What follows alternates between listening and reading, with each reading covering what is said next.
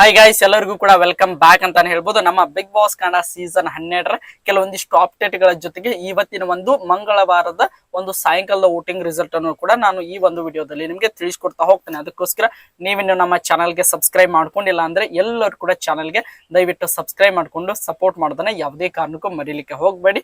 ಬನ್ನಿ ವಿಡಿಯೋನ ಶುರು ಮಾಡೋಣ. ಮೊದಲನೇದಾಗಿ ವೋಟಿಂಗ್ ರಿಸಲ್ಟ್ ಅನ್ನು ನೋಡೋಕ್ಕಿಂತ ಮೊದಲು ಕೆಲವೊಂದಿಷ್ಟು ಇಂಪಾರ್ಟೆಂಟ್ ಆಗಿರುವಂತಹ ಅಪ್ಡೇಟ್ಗಳು ಇವೆ ಅಂತ ಹೇಳ್ಬೋದು. ನಿಮಗೆಲ್ಲರಿಗೂ ಕೂಡ ಗೊತ್ತಿರುವ ಹಾಗೆ ಈ ವಾರ 13 ಜನರು ಕೂಡ ನಾಮಿನೇಟ್ ಆಗಿದ್ದಾರೆ. ಆ 13 ಜನರಿಗೂ ಕೂಡ ಈ ವಾರದಲ್ಲಿ ಹಲವಾರು ಟಾಸ್ಕ್ ಗಳನ್ನು ನೀಡ್ತಾ ಹೋಗ್ತಾರೆ ಅಂತ ಹೇಳ್ಬೋದು. ಅದರಲ್ಲಿ ಸೋತಂತಹ ಸ್ಪರ್ಧಿಗಳು ಈ ವಾರ ಫಿನಾಲೆಯಿಂದ ಹೊರಗುಳಿತಾ ಹೋಗ್ತಾರೆ ಅಂತ ಹೇಳ್ಬೋದು.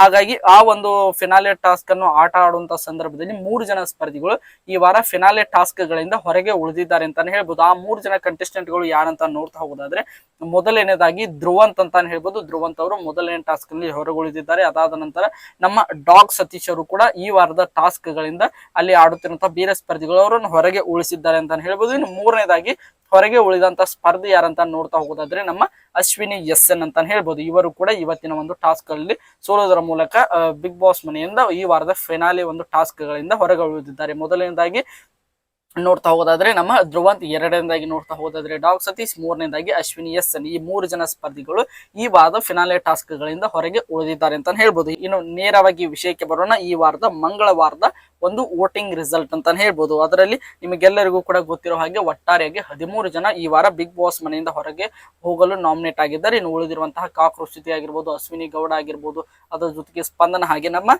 ಕಾಕ್ರೋಚ್ ಈ 4 ಜನ ಸ್ಪರ್ಧಿಗಳು ಕೂಡ ಈಗ ನೇರವಾಗಿ ಮೊದಲನೇ ಫಿನಾಲೆಗೆ ಫೈನಲಿಸ್ಟ್ ಆಗಿ ಕೂಡ ಆಯ್ಕೆ ಆಗಿದ್ದಾರೆ ಅಂತ ಹೇಳ್ಬೋದು. ಇನ್ನು ಉಳಿದಿರುವಂತಹ 13 ಜನ ಸ್ಪರ್ಧಿಗಳ ಪೈಕಿ ಯಾರು ಮೊದಲನೇ ಸ್ಥಾನ, ಯಾರು ಎರಡನೇ ಸ್ಥಾನ ಅಂತ ಎಲ್ಲವನ್ನು ಕೂಡ ನೋಡ್ತಾ ಹೋಗೋಣ. ಇಲ್ಲಿ ಮೊದಲನೇದಾಗಿ ಅತಿ ಹೆಚ್ಚು ಓಟ್ಗಳನ್ನು ಪಡೆದುಕೊಂಡಿರುವಂತಹ ಮೊದಲನೇ ಸ್ಪರ್ಧಿ ಯಾರು ಅಂತ ನೋಡ್ತಾ ಹೋಗೋದಾದ್ರೆ ನಮ್ಮ ಗಿಲ್ಲಿ ನಟ ಅಂತಾನೆ ಹೇಳ್ಬೋದು. ನಿನ್ನೆ ವೋಟಿಂಗ್ ಲೈನ್ಸ್ ರಾತ್ರಿ 11 ಗಂಟೆಗೆ ಅಂದ್ರೆ ಸೋಮವಾರ ರಾತ್ರಿ 11 ಗಂಟೆಗೆ ಓಪನ್ ಆಗಿವೆ ಅಂತ ಹೇಳ್ಬೋದು. ಅವಾಗಿನಿಂದಲೂ ಕೂಡ ಹಿಡಿದು ಇಲ್ಲಿಯವರೆಗೆ ನಮ್ಮ ಗಿಲ್ಲಿ ನಟ ಅವರೇ ನಂಬರ್ 1 ಪೊಸಿಷನ್ ಅನ್ನು ಪಡೆದುಕೊಳ್ಳುವುದರ ಮೂಲಕ ಈ ವಾರದ ಒಂದು ಕಂಪ್ಲೀಟ್ ವೋಟಿಂಗ್ ರಿಸಲ್ಟ್ ನಲ್ಲಿ ಇವರು ಮೊದಲನೇ ಸ್ಥಾನವನ್ನು ಪಡೆದುಕೊಂಡಿದ್ದಾರೆ. ಯಾಕೆಂದ್ರೆ ಇವರು ಫ್ಯಾನ್ ಫಾಲೋಯಿಂಗ್ ಹಂಗೆ ಬಿಲ್ಡ್ ಮಾಡ್ಕೊಂಡಿದ್ದಾರೆ. ಮೊದಲನೇ ದಿನದಿಂದಲೂ ಕೂಡ ಇಲ್ಲಿವರೆಗೆ ತನಕ ಒಂದು ಸಖತ್ ಸ್ಟ್ರಾಂಗ್ ಕಂಟೆಸ್ಟೆಂಟ್ ಆಗಿ ಈಗ ಬಿಗ್ ಬಾಸ್ ಮನೆಯಲ್ಲಿ ಕಾಣ್ತಾ ಇರುವಂತಹ ಏಕೈಕ ಸ್ಪರ್ಧೆ ಅಂದ್ರೆ ಅದು ನಮ್ಮ ಗಿಲ್ಲಿ ಅವರು ಅಂತಾನೆ ಹೇಳ್ಬೋದು. ಅದರ ಜೊತೆಗೆ ನಿನ್ನೆ ಎಪಿಸೋಡ್ ನಲ್ಲಿ ಕೂಡ ಸಖತ್ ಆಗಿ ಕಾಣಿಸ್ಕೊಂಡ್ರು.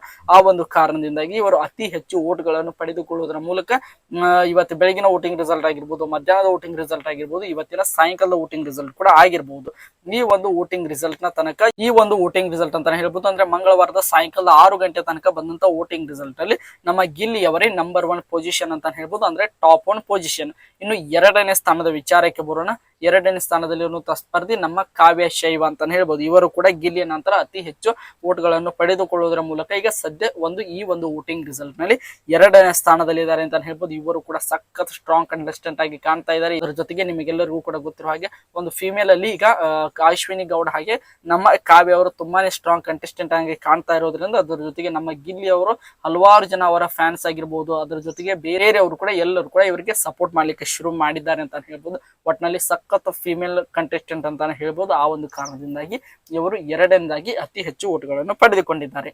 ಇನ್ನು ಮೂರನೇ ಸ್ಥಾನದಲ್ಲಿರುವಂತಹ ಸ್ಪರ್ಧಿ ನಮ್ಮ ರಕ್ಷಿತಾ ಶೆಟ್ಟಿ ಅಂತಾನೆ ಹೇಳ್ಬೋದು. ರಕ್ಷಿತಾ ಶೆಟ್ಟಿ ಅವ್ರಿಗೂ ಕೂಡ ತುಂಬಾನೇ ಜನ ಕೂಡ ಅವರಿಗೆ ವೋಟ್ ಹಾಕ್ತಾ ಇದ್ದಾರೆ. ಆ ಒಂದು ಕಾರಣದಿಂದಾಗಿ ಇವತ್ತಿನ ಒಂದು ವೋಟಿಂಗ್ ರಿಸಲ್ಟ್ ನಲ್ಲಿ ನಮ್ಮ ರಕ್ಷಿತಾ ಶೆಟ್ಟಿ ಅವರು 3ನೇ ಸ್ಥಾನವನ್ನು ಪಡೆದುಕೊಂಡಿದ್ದಾರೆ. ಮೊದಲನೇ ಸ್ಥಾನ ನಮ್ಮ ಗಿಲ್ಲಿ, ಎರಡನೇ ಸ್ಥಾನದಲ್ಲಿ ನಮ್ಮ ಕಾವ್ಯ, 3ನೇ ಸ್ಥಾನದಲ್ಲಿ ನೋಡ್ತಾ ಹೋಗೋದಾದ್ರೆ ನಮ್ಮ ರಕ್ಷಿತಾ ಶೆಟ್ಟಿ ಅಂತ ಹೇಳ್ಬೋದು. ಇವರು ಬೆಳಗಿನ ವೋಟಿಂಗ್ ರಿಸಲ್ಟ್ ನಲ್ಲಿ ಕೂಡ ಇವರೇ ಟಾಪ್ 3 ಜನರು ಕೂಡ ಟಾಪ್ 3 ಅಲ್ಲಿ ಇದ್ರು. ಈಗ ಸಾಯಂಕಾಲದ ವೋಟಿಂಗ್ ರಿಸಲ್ಟ್ ನಲ್ಲಿ ಕೂಡ ಇವರೇ ಟಾಪ್ 3 ಅಲ್ಲಿ ಇದ್ದಾರೆ ಅಂತಾನೆ ಹೇಳ್ಬೋದು. ಒಟ್ಟಿನಲ್ಲಿ ಈ ವಾರದಲ್ಲಿ ಇವರು ಯಾವುದೇ ರೀತಿಯಾಗಿ ಹೊರ ಹೋಗುವಂತ ಸಾಧ್ಯತೆ ಇಲ್ಲ ಅಂತ ನನಗೆ ಪರ್ಸನಲಿ ಅನಿಸ್ತಾ ಇದೆ.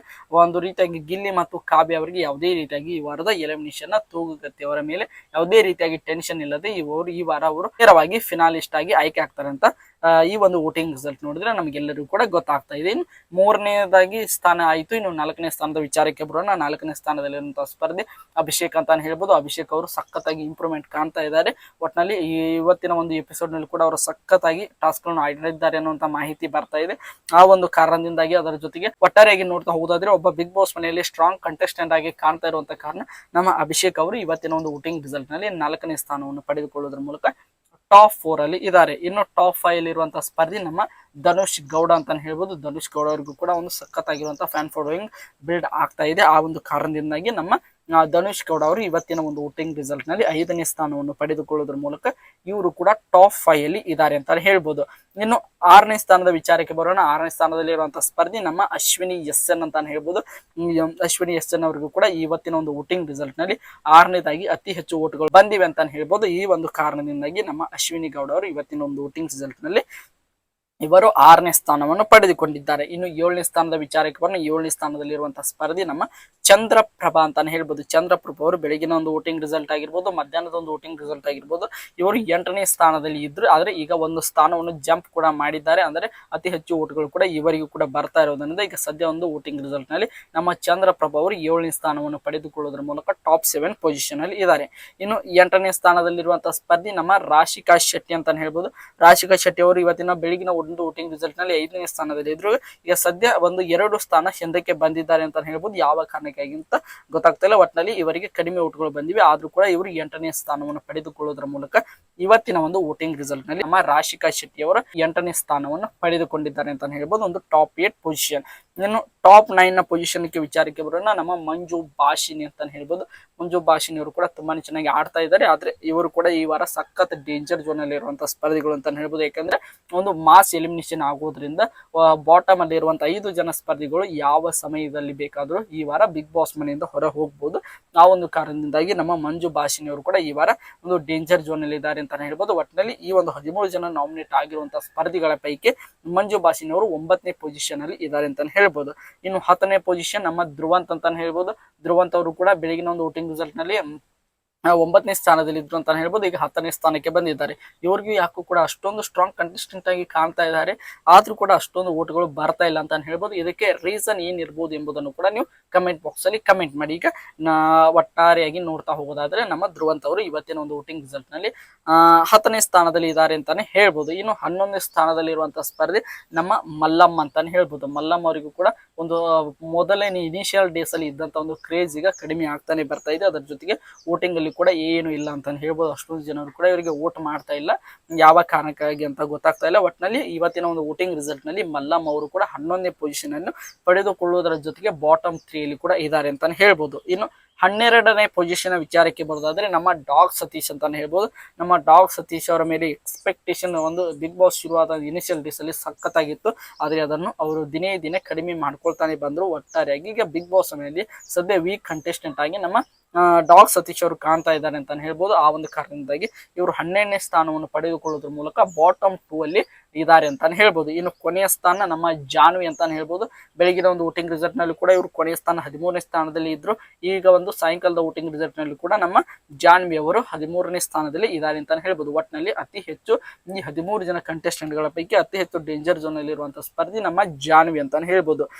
ನಮ್ಮ ಮಲ್ಲಮ್ಮ, ಡಾಗ್ ಸತೀಶ್ ಹಾಗೆ ಜಾನ್ವಿ ಅವರು ಬಾಟಮ್ 3 ಅಲ್ಲಿ ಇದ್ದಾರೆ. ನಮ್ಮ ಗಿಲ್ಲಿ, ಕಾವ್ಯ, ಅದರ ಜೊತೆಗೆ ರಕ್ಷಿತಾ ಶೆಟ್ಟಿ ಅವರು ಟಾಪ್ 3 ಅಲ್ಲಿ ಇದ್ದಾರೆ ಅಂತಾನೆ ಹೇಳ್ಬೋದು. ಒಟ್ಟಾರೆಯಾಗಿ ಈ 13 ಜನ ಕಂಟೆಸ್ಟೆಂಟ್ ಗಳ ಪೈಕಿ ನಿಮ್ಮ ಪ್ರಕಾರ ಯಾವೆಲ್ಲ ಸ್ಪರ್ಧಿಗಳು ಬಿಗ್ ಬಾಸ್ ಮನೆಯಿಂದ ಹೊರಗಡೆ ಹೋಗ್ಬೇಕು ಎಂಬುದನ್ನು ಕಮೆಂಟ್ ಬಾಕ್ಸ್ ಅಲ್ಲಿ ಕಮೆಂಟ್ ಮಾಡಿ. ಅದರ ಜೊತೆಗೆ ನಿಮ್ಮ ಫೇವರೇಟ್ ಕಂಟೆಸ್ಟೆಂಟ್ ಯಾರು ಎಂಬುದನ್ನು ಕೂಡ ಕಮೆಂಟ್ ಬಾಕ್ಸ್ ಅಲ್ಲಿ ಕಮೆಂಟ್ ಮಾಡಿ ಅಂತ ಹೇಳ್ತಾ, ಈ ಒಂದು 13 ಜನ ಕಂಟೆಸ್ಟೆಂಟ್ ಗಳ ಪೈಕಿ ನೀವು ಯಾರಿಗೆ ವೋಟ್ ಹಾಕಿದ್ದೀರಾ ಎಂಬುದನ್ನು ಕೂಡ ಕಮೆಂಟ್ ಬಾಕ್ಸ್ ಅಲ್ಲಿ ಕಮೆಂಟ್ ಮಾಡಿ ಅಂತ ಹೇಳ್ತಾ ಈ ಒಂದು ವಿಡಿಯೋನ ಮುಗಿಸ್ತಾ ಇದ್ದೀನಿ.